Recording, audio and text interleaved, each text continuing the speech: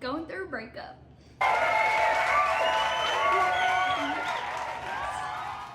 This is like my favorite thing ever to go through in life.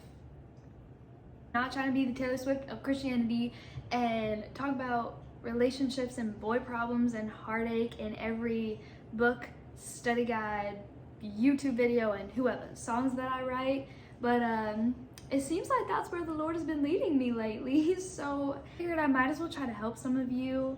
I could be like the Paul of the Bible, but like relationships, where I gotta go through stuff just so y'all don't have to.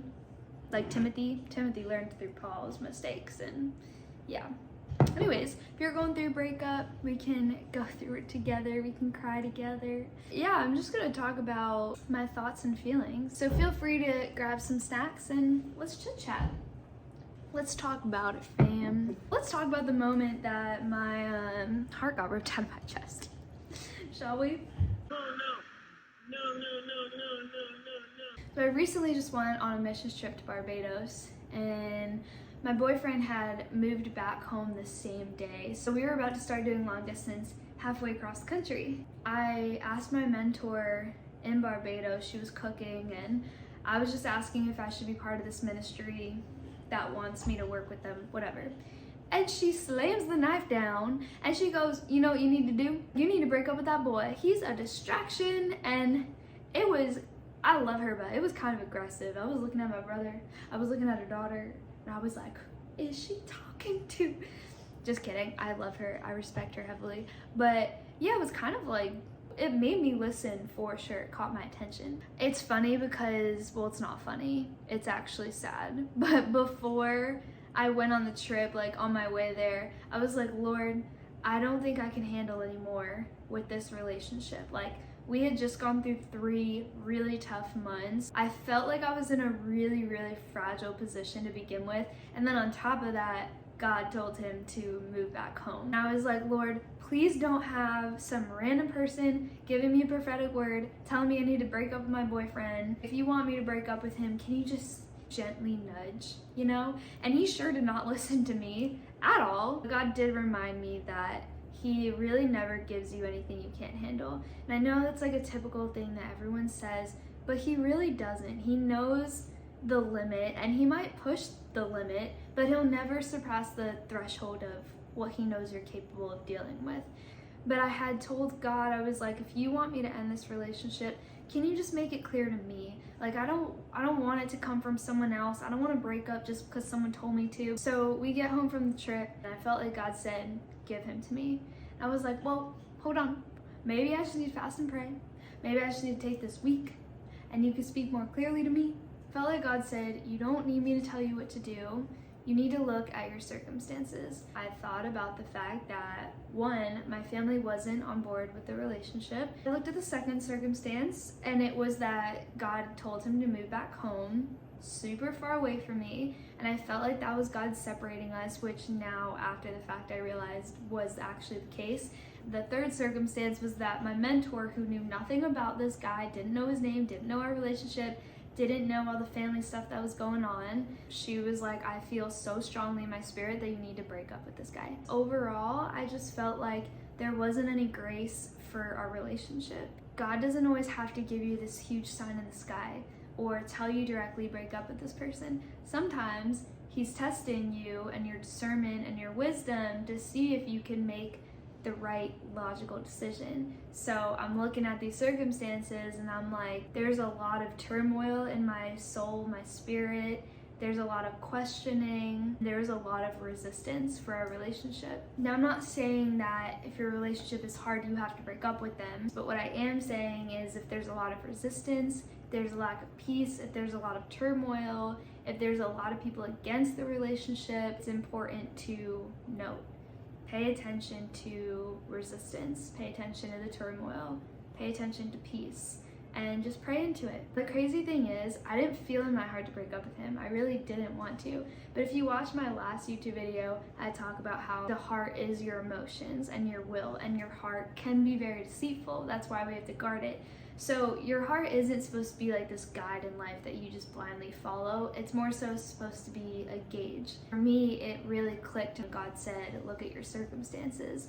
You don't really need to feel it in your heart. You don't need me to directly tell you what to do. Logically, just look at your circumstances. When the Lord asked me to give this guy to him, I was wrestling with the Lord because I'm like, why would I give up something that's good, that I could actually see a future with? And God just reminded me that whenever he asks you for something, he always makes it worth it. He doesn't have to. Sending his son to die on the cross for us was the ultimate sacrifice. But because he's such a good and a loving father, he chooses to reward us. So when you give up something, he'll always give you something back in return that's going to be a lot better.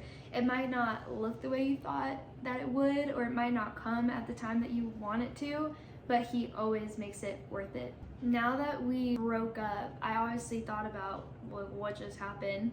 And the enemy was so immediate to attack my thoughts. I just felt like a failure because 3 months prior, I got a prophetic word from this lady that said she saw my life like a revolving door where people were coming in and out of it. Every 3 months they were leaving, but God was allowing all these people to come in to my life because he was testing my discernment and my wisdom. So I was like, okay, maybe I just wasn't even supposed to date him and it's just a waste of my time, and I clearly failed God's test and I don't have discernment, I don't have wisdom. God was like, yo girl, remember who you're fighting against. I don't want to talk about the enemy, but you gotta know his character to know how to fight against him, right? One of the main things about the devil is that he's an accuser. His main goal is to get you to partner with those accusations, and I was. So I called my mentor, I'm like, man, I really feel like a failure. And she was like, you can't look at this like a fail. God is growing you, he's building your capacity, and he's ripping things out of you that can't be there when he launches you or whatever he does in the next season that he has for you. Just like a good reminder that after your breakup, you can't think about all these what if questions. It's just not healthy for you. Just pay attention to when the enemy is trying to accuse you of why you're wrong. Maybe you weren't supposed to break up with them. And that was the other thing. The enemy was really coming at me being like, you need to get back together. You're gonna miss out because this is what God had for you, and it's just like, it's not truth. Even though you're hurting, it's so important to find the strength to take your thoughts captive and not allow the enemy to accuse you. Rude. I always thought, God will turn everything around for good, for the good of you and his kingdom, which he will. And I was like, there's not really such thing as wasting your time. Like, he uses everything, which he does. But I do think there is such a thing as wasting your time. Thankfully, God knows the amount of time that we need to fulfill our calling in life. He has a lot of grace and mercy for that, and he accounts for the time that you are going to waste. So it's not something you need to be fearful of. It's more so just being mindful. It really is crazy what perspective does. My mentor and somebody else in Barbados was saying, he's a distraction. You gotta give him the boot. I truly did not feel like he was a distraction. I was like, I've been paying so much attention to that. I feel like if anything, he's helping me accomplish the things that God's asking me to do.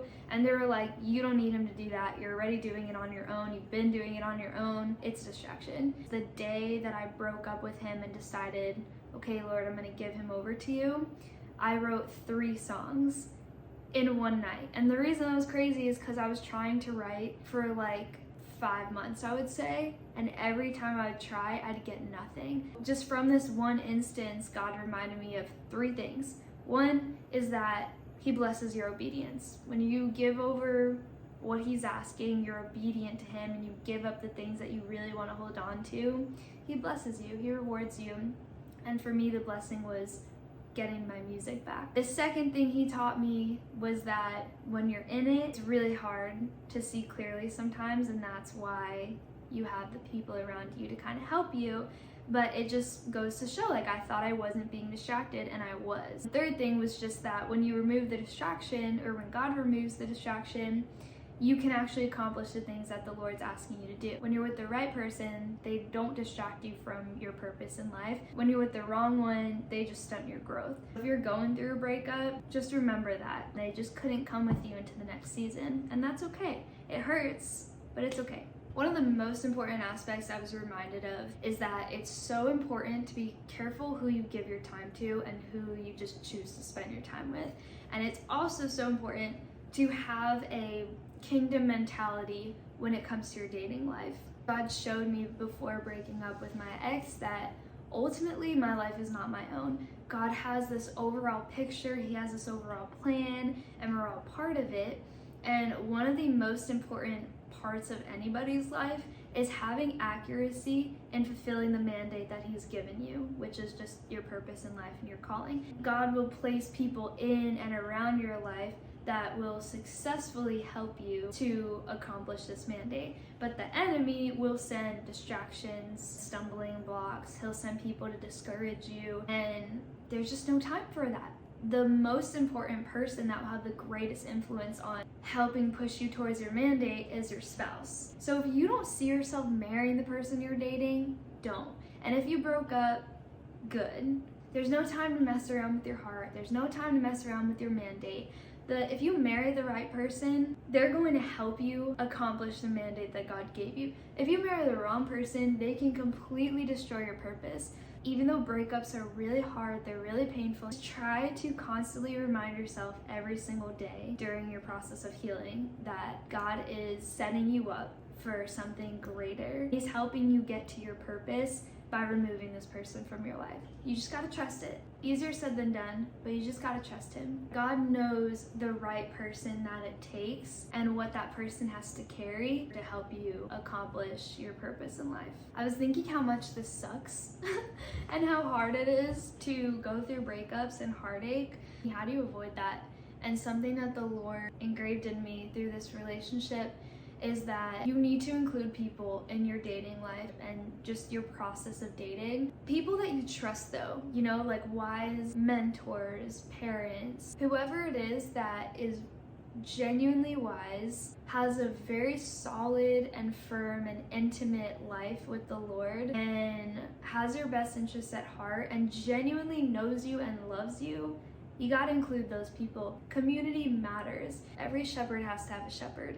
Every person in a place of authority has to be under authority. It's so important to have authority over you and to have a covering because of two things. One is because it protects you, and two is because you can learn through their mistakes. Like I said earlier, Timothy learning through Paul, or you guys learning through me and my mistakes. That's why God puts people in your life. It's to help you, not to hurt you. In this relationship, it was so weird. I never isolate myself in relationships because I usually heavily listen to authority. This time, for some reason, I was like, Lord, I just want this to be between me and you. I kind of had like a protection over this relationship because it was the first time I really cared and that I could actually see a future with somebody, and that I didn't dislike a million things about them.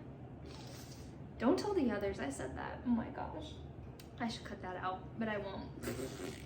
Yeah, I would always include people in my process, but this time I was like, Lord, I just want you to speak to me. I don't want to listen to other people's opinions. I'm tired of it. It's draining, whatever. I was so wrong. And even Jesus said in Matthew 8:9, "For I myself am a man under authority with soldiers under me."